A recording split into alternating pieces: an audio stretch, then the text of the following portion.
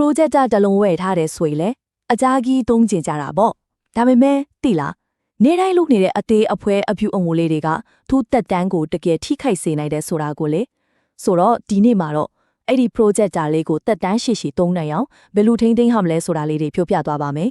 projector တလုံးရဲ့တက်တန်းဆိုတာကပူပေါ်မှာရေးထားတဲ့နာယီအတိုင်းပဲလားဆိုတော့တကယ်တမ်းကျတော့အဲ့လိုမဟုတ်ဘူးဗျသူ့တက်တန်းကိုတိုးသွားအောင်ရှည်သွားအောင်လုပ်နိုင်တဲ့အဓိကအချက်တွေကအများကြီးရှိနေတာအဲ့ဒါတွေကဘာတွေလဲဆိုတာကြည့်လိုက်ရအောင်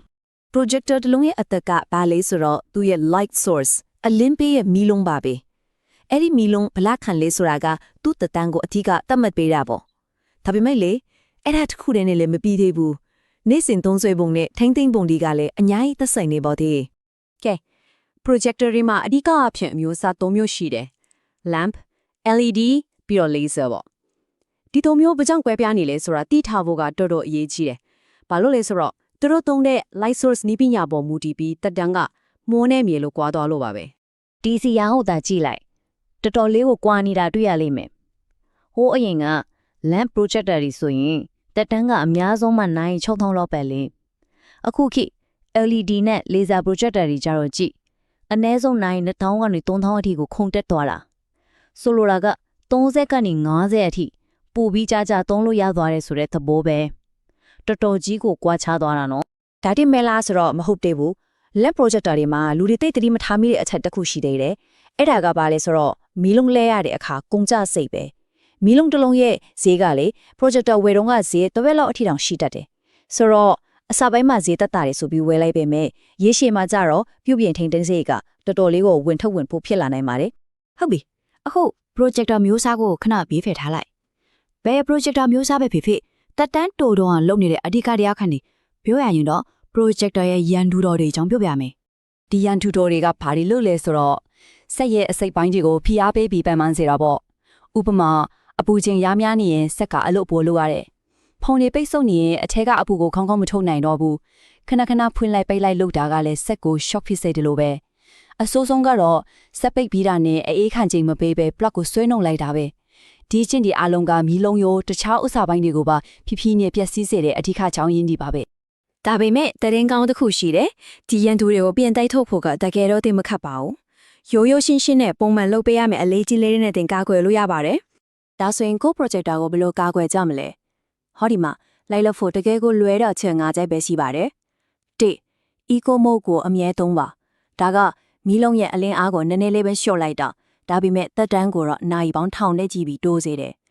2လေဝင်လေထွက်ကောင်းတဲ့နေရာမှာထားပါ3ဖုံးစစ်ဖစ်တာကိုပုံမှန်လေးတန့်ရှင်းပေးပါဒီနှစ်ချက်ကဆက်အပူလုံးကဲတာကိုကာကွယ်ပေးလိမ့်မယ်4စက်သိပ်ပြီးရင်ပန်းကားလဲတာမရမချင်းစစ်ရှိရှိနဲ့ဆောင်ပေးလိုက်ပါနောက်ဆုံးတစ်ချက်ကတော့မီးအားအသက်ကြားတန်ကနေကာကွယ်ဖို့ stabilizer သုံးတာပါပဲဒီအကျင့်လေးတွေကကိုယ့်ရဲ့ရင်းနှီးမြှုပ်နှံမှုကိုအကောင်းဆုံးကာကွယ်ပေးမှသိကြပါတယ်အဲ့ဒီထဲမှာမှဒီ eco mode ကတကယ်ကိုအရေးကြီးဆုံးပဲ eco mode ဆိုတာကရိုးရှင်းပါပဲအလင်းအားတို့နည်းနည်းလေးရှော့လိုက်တာနဲ့တက်တန်းကိုအများကြီးပြန်ရတယ်ဆိုတဲ့အပေးယူသဘောတရားလေးပါပဲအထူးသဖြင့်အမောင်ခန်းထဲမှာသုံးမယ်ဆိုရင်လေအလင်းအားနည်းနည်းလျော့တော့တာကိုတတိတောင်ထားမိမှာမဟုတ်ဘူးဒါကြောင့် projector တက်တန်းကိုတိုးချင်နေဆိုရင်ပထမဆုံးနဲ့အထီးရောက်ဆုံးလုပ်ရမယ့်အလုပ်က eco mode ကိုဖွင့်ထားဖို့ပါပဲကဲဆိုတော့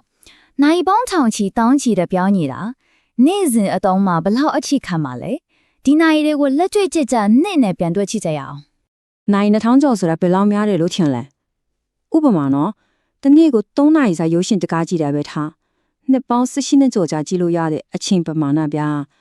line projector တွေနဲ့ရင်လိုက်ရင်တော့ဒါတကယ်ကိုမယုံနိုင်လောက်ခုန်တက်သွားတဲ့ဂိမ်းကနေကြီးတစ်ခုပါပဲဒီစရာလေးကတော့အရာလုံးကိုရှင်းရှင်းလင်းလင်းမြင်သားစေပါတယ်တနေ့ကို4နာရီလောက်ပုံမှန်သုံးတယ်ဆိုရင်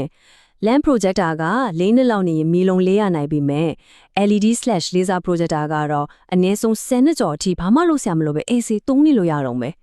အဲ့ထက်ပိုသုံးတဲ့သူတွေအတွက်ဆိုရင်တော့မှကွာခြားချက်ကအကြီးကြီးရှိနေတော့မှာပဲဒီဘားချကိုကြည့်လိုက်တာနဲ့အားလုံးကရှင်းသွားပြီရေရှည်တံမိုးကိုကြည့်မယ်ဆိုရင် LED နဲ့ laser ပညာကအပြတ်သက်ကိုတာနီယာတွေ့ရမှာပါဒါကြောင့် projector တစ်လုံးရွေးလို့မယ်ဆိုရင်အစမှပေးရတဲ့ဈေးတစ်ခုတည်းကိုမှမကြည့်ပဲညက်မှန်မှန်ကန်ကန်တာထိန်သိမ်းသွားမယ်ဆိုရင်ဘလောက်ထိကြာကြာတန်ကန်သုံးနိုင်မလဲဆိုတာကိုပါထိတ်စဉ်းစားဖို့ကအရန်ကိုအရေးကြီးပါတယ်ဒီအချက်လက်တွေအားလုံးကိုတီးပြီးသွားပြီဆိုတော့မိကုန်းကဘာလုပ်ရမလဲမဟုတ်တော့ဘူးဘယ်အချိန်စလုပ်မလဲဆိုတာပဲဖြစ်သွားပါပြီ